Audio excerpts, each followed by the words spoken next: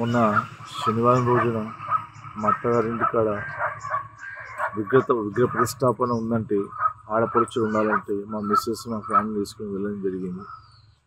శనివారం ఉండి ఆదివారం ఉండి నిన్న సోమవారం మధ్యాహ్నం ఇంటికి వచ్చేసరికి తాళం పలగొట్టడం జరిగింది.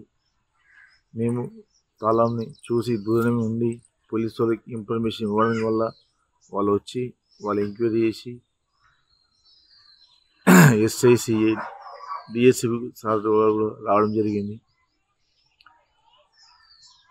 అప్లికేషన్ ఇవ్వడం కూడా జరిగింది.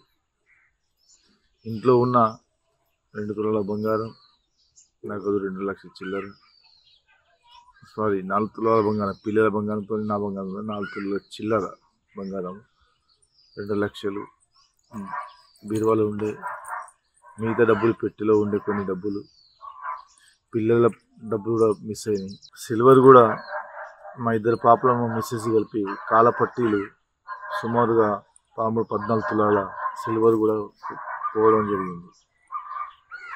4 తులాల బంగారం, 2 లక్షలు బీరువాలో ఉండే, పెట్టెలో నాకు షాప్ ఉంది, పెట్టెలో డైలీ వచ్చే అమౌంట్ అందులో పెడుతున్నాయి. అందులో ఒక 78,000 రూపాయల క్యాష్ కూడా ఉండే, అవి కూడా పోవడం జరిగింది. ఇంట్లోకి రాగానే గేటు తీసి చూడగానే ఆ తాళం పగలగొట్టి డోరీ ముందర వేయడం జరిగింది. నాకు అనుమానం రాగానే అప్పుడే నేను 100కి డైల్ చేయడం జరిగింది.